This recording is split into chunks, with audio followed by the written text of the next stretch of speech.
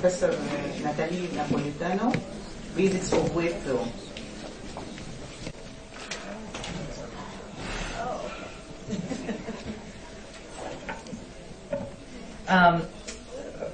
As Egypt is a new member of the International Council for Respiratory Care, which is kind of our international arm, and Brian has some pictures, maybe.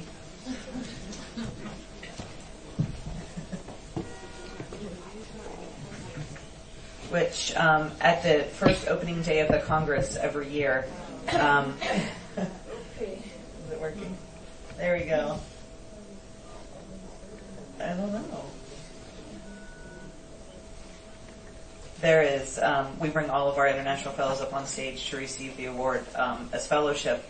So we have many applicants every year, and we're only able to bring as many fellows each year as we're able to get funding for. And we have many different, very generous funders that help to pay for the entire program. And there's the picture. I can't remember, there were 4 your year, 4 or 5? 4. I believe we had 4 this year, and there are some years we've had 7.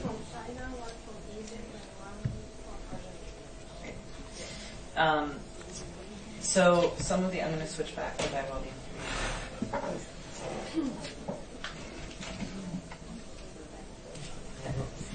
So I'll give you the contact information at the end, but wanted to give you some information about who can apply, whose responsibilities, what's going to happen during the program to help answer some of the questions.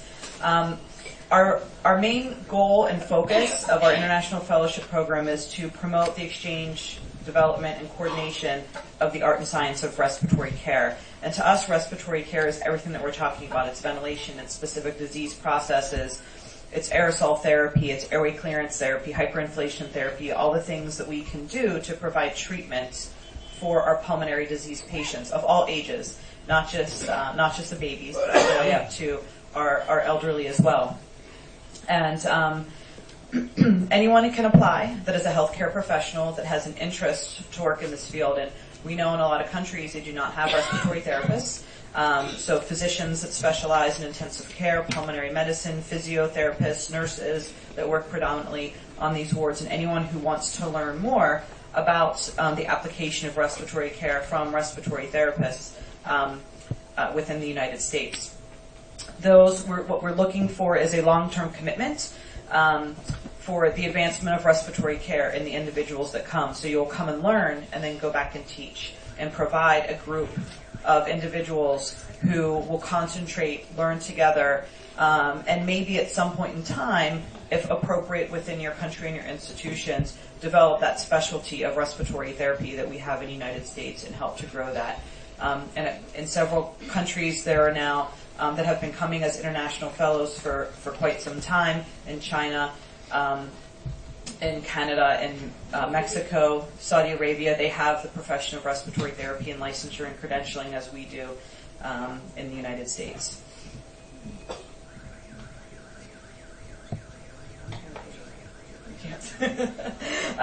So what the itinerary for the fellowship includes, it's about 3 weeks of time. One is a travel day to United States, a rest day before you begin your fellowship, and you'll spend 2 weeks visiting 2 different hospitals, 1 week in each hospital, sometimes in different cities. And we kind of gear that those visits to what your specialty or your need is. If you prefer neonatology, then we'll make sure you go to children's hospitals. If you want to learn more specifically about chronic lung disease, then hospitals that have chronic lung disease programs. More premature infants, then go to hospitals that have the premature programs. If it's more surgical diaphragmatic hernias, we kind of really try to make the experience what you want it to be and what you want to learn about with all of our partners within the United States. And then you spend a week at our International Congress. This year it's in October in San Antonio, Texas, and it's a lot of lectures and programs from people internationally, a lot of new research that's happening, and really have a chance to talk with people from all over within the United States as well as other countries. We have a good amount of people that come and attend the conference internationally every year and have international speakers. So what it includes in the award when being selected as a fellow is we incur all of the expenses when you're within the United States, all of your hotel, and everything within your host city in arranging that entire process. Hotels there, and as well as at the conference, paid registration to the conference, local transportation, food, lodging. You get money stipend for cash for everything for your food within the United States as well. And it's about 20 days of lodging and a food allowance that comes through. What's expected and the responsibility of the selected fellows is air travel to the United States and to the cities within the United States. So it's airfare predominantly only. And then if you decide you want to come for some extra time frame, this year we had a fellow who has always wanted to go to New York City. And the best locations for him to go to for our city hosts for the experience that he wanted was not in New York. So he came a couple extra days. We had some of our partners within New York City meet him at the airport, take him around New York City for a couple days because that was an experience that he wanted, and we helped to assist to make that forward. But those couple of days of extra travel were vacation for him and were paid for by him. But we helped set him up with a good tour guide and someone to give him that good experience in that time frame.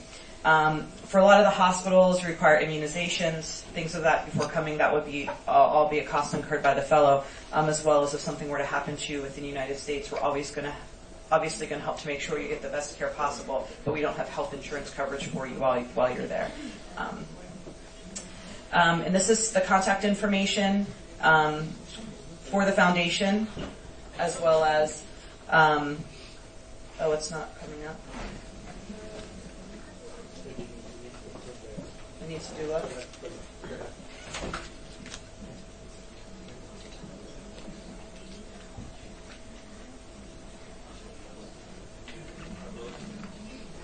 Was it working? Was this the only slide that's not working, or is it not working? From the start? So I've been talking that whole time with no information on there? Nobody told me. We were trying to. You would stop talking. That happens a lot. Yeah. That's not abnormal. So we can get the information sent out to you to make sure that you can get it if we can't get it back up there. Rania will set it up. Oh, here it is for the event. This is the website, the contact information for the primary person for Crystal. And then on the website, it gives the entire application process and everything that you need to go through. Majority of the information that I said to you, it was up there in words, but it's also on the website.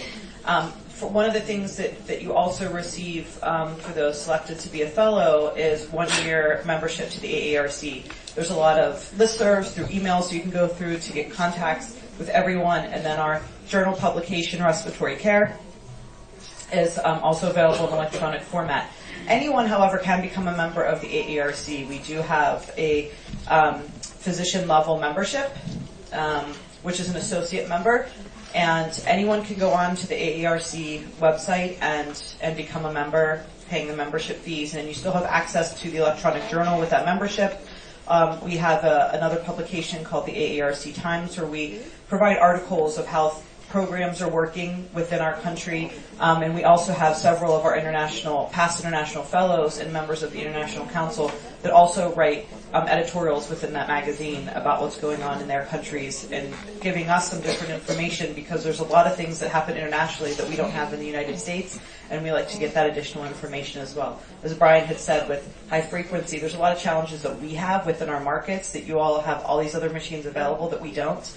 And we like to get that additional information back to us as well. So, and then, the biggest piece too is really just having the contact for the listservs. We have specialty sections, such as the neonatal pediatric section, where you can then send a question out, and you have everybody from the entire section, and you can get their experiences and some of their answers and different ways of doing things, which is very helpful for practice. Let's see if I can switch presentations without breaking this.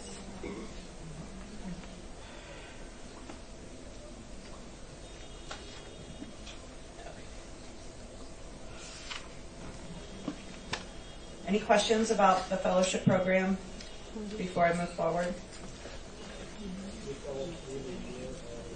So the fellowship program, we have one time where we're accepting the applications, and I can't remember what that deadline, but it's just April 15th this year. We have the international committee that goes through and looks at the applications and selects the best individuals. I'm on the international committee, so I'll see all those applications. Part of the application is a letter of recommendation and a letter of commitment from your institution that they're willing to send you. Your job's not going to be in jeopardy when you're leaving, because you need to be gone for 3 weeks at a time. And that they're open to coming back and providing this additional information and specialty back within your facility. So it's only the one time a year that we bring fellows in, because part of it is attending the conference, and that's only once a year, the main conference. But it's always in the fall. So some of the basics of waveforms, we've gone over in several of the talks yesterday, some different things in waveforms, and in the small amount of time that we have, we're going to go through just really the basics, what we see for them, and then hopefully within our hands-on time frame, and this afternoon and tomorrow afternoon we'll have more time to look at the different waveforms on the ventilators and kind of point things out with the different disease processes, because these are best done in clinical teaching in clinical situations than up on a slide presentation. My disclosures again that are all the same, particular for this. With ventilators, Draeger is the only ventilator company that I do any additional work with at this point in time. So our objectives for this talk, we're going to go over some of the scalars, the flow time, pressure time, and volume time are the three main ones that we see on our ventilators, the majority of them, looking at the loops, flow volume, and pressure volume, and then what are some of the abnormalities that we commonly see and what that's going to look like in all of these different waveforms, so you know what you're looking for. Kind of normals and our normal strangeness that we see.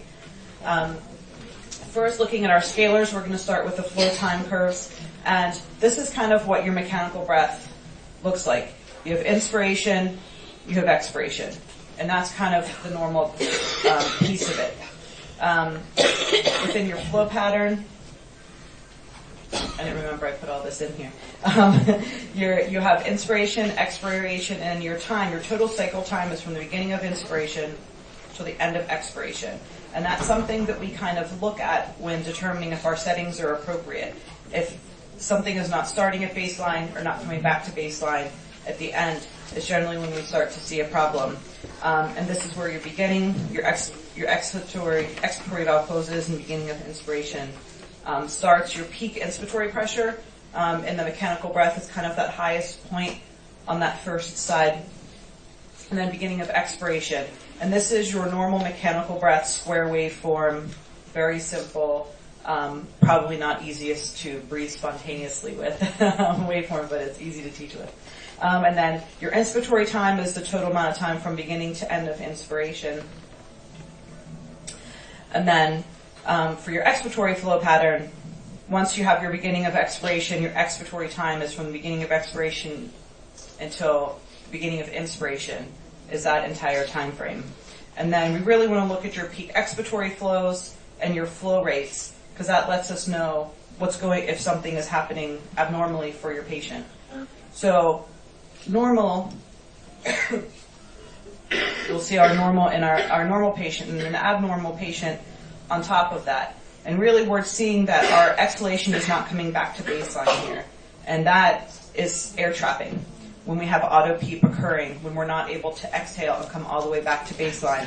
And whatever your time scale is on the side will tell you how much additional that is. Usually you can figure that out, that additional piece. And then you need to make there's something going on. Is it mechanical or is it something with the patient where we're going to want to change that? That additional PEEP every time is going to start to cause dysynchrony. When you're looking for a response to bronchodilators, in a lot of the population, you'll see a change in that flow. Initially, you have this long expiratory time, and then after you give your bronchodilator, you'll see that expiratory time shorten, and your peak expiratory flow rate is going to be quicker. And that you can see that response, that you have that easier time with exhalation for that patient.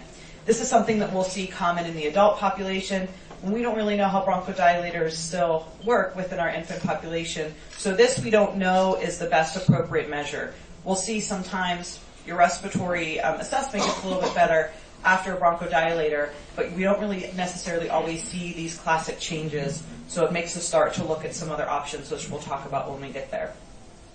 Our application with intrinsic PEEP, which we've already somewhat talked about, and this is just another way to look at it, although it's a little bit smaller. Seeing it on one breath isn't as big of a deal, but when you're constantly seeing that intrinsic PEEP happen, that's when you want to make sure that we're really doing something about that, or we're going to start to see desynchrony.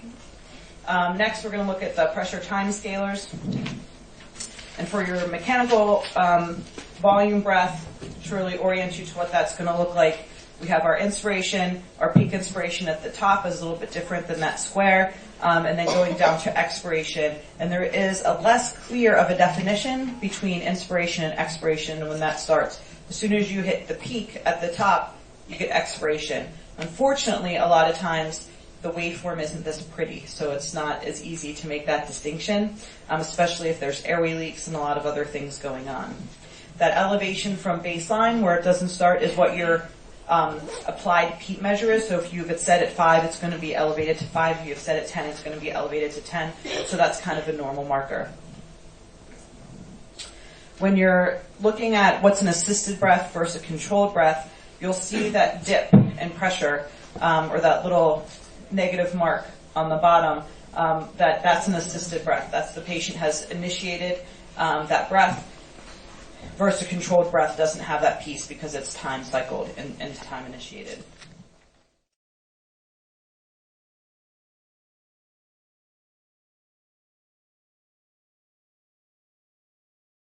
Problem for your infant. Obviously, if it's not clinically significant, we don't care, but that's what you'll be seeing and why you'll have that abnormality.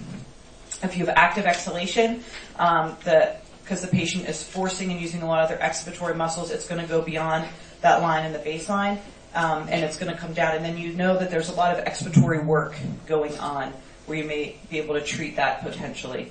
And in the adult population where we know bronchodilators would work, you would want to do that for them. When looking for your controlled modes for pressure-targeted ventilation with all these different scalars together, you can kind of see the difference in how the waveform reacts and the whole structure of the waveform. Your flow is a more peaked and time-cycled within your exhalation and your inhalation. It's very uniform. And then you know where your peak inspiratory pressure is and where your set pressure control level is because we're doing pressure-targeted ventilation. Thank you. And that isn't going to change very much. So these levels right here should always be the same because this is your set level. Your volume is what's going to change from time to time with breath to breath. So that's where you want to really make sure that you're monitoring that waveform. Next, looking at our assisted modes with volume targeted and looking how those scalars look in all three of those. Your flow is a little bit square of a waveform in that square top. On the pressure waveform is where we're going to see the little indications of when we're getting those extra assisted breaths and the patient is taking a trigger. And your pressure is going to be less stable at the top here. This is what's going to change. Your pressure level will potentially change, and then you'll start to see less uniformity there. But your preset tidal volume should hear. This is the waveform that you're not going to see change a whole lot. When we have SIMV, particularly with volume targeted ventilation in these slides, you're going to see a little bit of a variation in the look of the waveform, whether it's a triggered breath or a ventilated breath. These breaths in between, these are the pressure supported breath. Because remember, if you're an SIMV volume control with pressure support, your mandatory ventilator breaths are volume, but your spontaneous breaths are pressure. There really isn't a way to deliver, at least on the machines that we have, where your spontaneous breath is a volume breath. You can volume target it, you can volume bracket, volume guarantee it, but it's still a pressure delivered breath. So you see your spontaneous triggers always pop at the bottom, but you're always going to see that little bit of a change in waveform. The height of it and how much pressure and how much volume will change according to the pressure level that you have set, and that's why those are changed a little bit smaller, but you also have a very distinct difference in the characteristics of the waveform. And our pressure-supported volume-targeted breath, you get a little bit different. It's still a less uniform, this is hard to see, But you get this this flow cycled pattern, and it's still boxier when you're volume guaranteeing, but it's still a lot less with your pressure supported breaths, and you're going to have that lower level of support that is generally set. For pressure targeted ventilation, with pressure support, you're going to see some more uniformity within them, but you're still going to have generally less of a level because we don't set our pressure support levels exactly the same.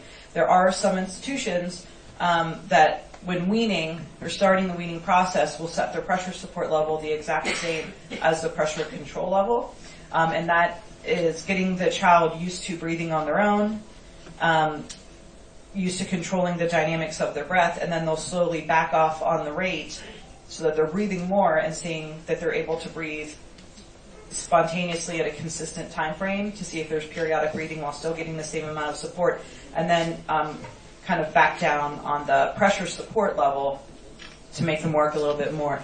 It's one of the weaning tactics that some places take. So if that's the tactic that you like to use, then these will be the same that you'll see. But it's not uniform for everyone to do it that way.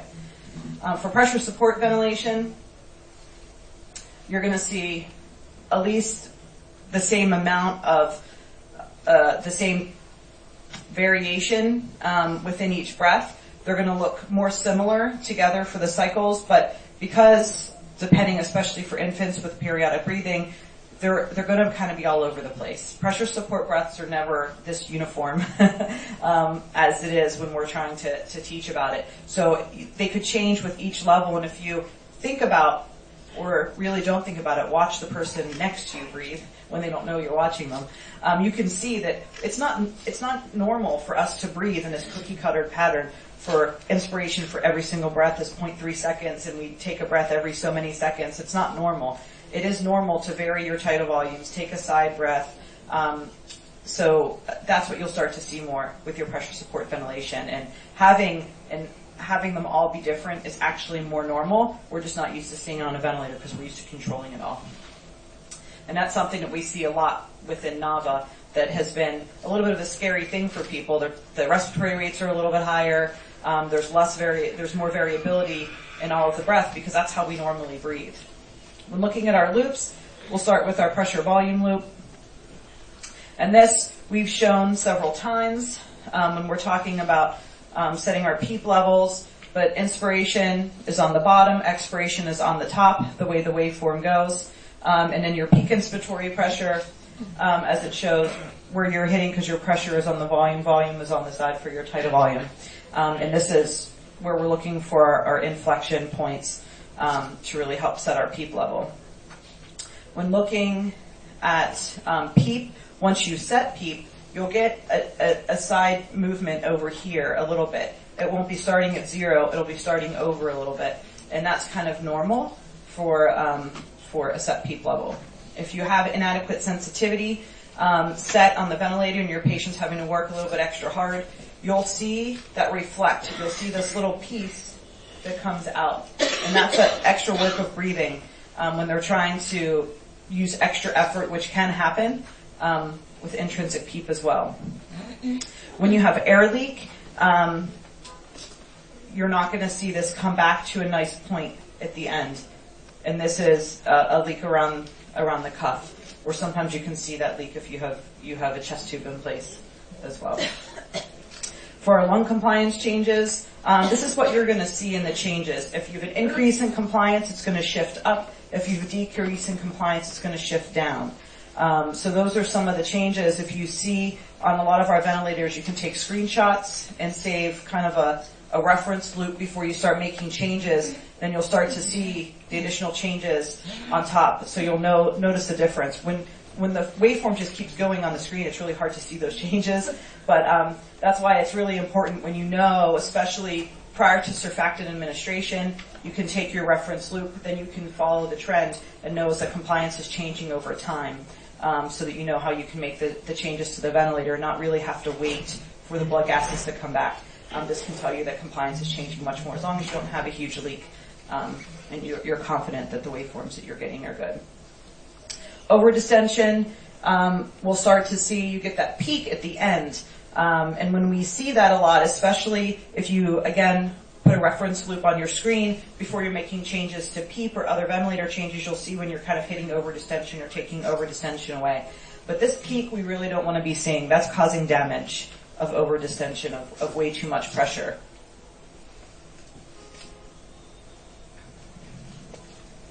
And especially when you see very little tidal volume change over time with that additional peak that occurs. We know we're definitely causing volume trauma. So for our next loop, we're going to take a look at the flow volume loops. And this is the loop that really, looking at our infant and our VPD population, we think we're going to see more of a change within our flow volume loop than anything else. And some of the studies that I mentioned yesterday that we're starting to work on looking at the effectiveness and what is the actual dosage for bronchodilators, we're actually using FEF75 as our outcome measure. So we're using this loop and looking at our measuring our peak flow rate and finding 75% of that and doing a measurement. I'm going to be doing a lot of measurement of saved loops off of our ventilators for this study. But if that's the best indicator, you can take a reference loop, you give your bronchodilators, you look at it afterwards on, and if you have a change in your FEF75 and we see that improvement on exhalation, then we know it's working, and you know right away, each time you're giving a treatment if it's really working. And really, the benefit of that is not delaying care. If we give bronchodilators and we say we're going to give them 24 hours to see if they work, sometimes that takes a little bit longer than 24 hours. We say, oh, we're giving them bronchodilators. We'll see if that helps. Oh, well, we'll give it a little bit more time to help. We're delaying care of what's actually working if we're not doing a good assessment. We know after a treatment if a bronchodilator is working, and it only has a half-life of about 4 to 6 hours. It doesn't take 24 hours to know if it's working. So that's one of the things that if we have a better assessment and looking at our ventilators and know what's working for infants, then we can help move that along. So some of our abnormalities that we'll see in air leaks here, you'll have a little bit of a cave out right here. When there's a leak, you're not going to come all the way back to baseline, which we see with a lot of our different graphics with an air leak. And then if we have air trapping, this is normal, and our abnormality is we're still not coming back to baseline. This is an extra piece in what our intrinsic PEEP is if there's air trapping. And if we have increased airway resistance, you're still going to also get that carve out, but it's going to be more uniform for all of the exhalation, not just in part of it. And it'll be kind of a real scooping pattern as well as a decrease in your peak expiratory flow rate. And then one that's the easiest to pick up is secretions in the airway. If this is what our normal inspiration and expiration should look like, this is what our expiratory phase look like. You really get this jagged edge when you know that there are secretions. So when we talked about taking a look at our waveforms and our neurodevelopmental talk for neurodevelopmental respiratory care yesterday of only suctioning when we need to and not just because we're already in there doing something, if we take a look at the waveforms, we know when we need to. And that will tell us before the patient starts to decompensate. So this was just a quick look at some of the different changes and things that we'll see with waveforms, normals and abnormals right on top of them. And if there's any questions that anyone has about those, I can take those now. No? Okay, great.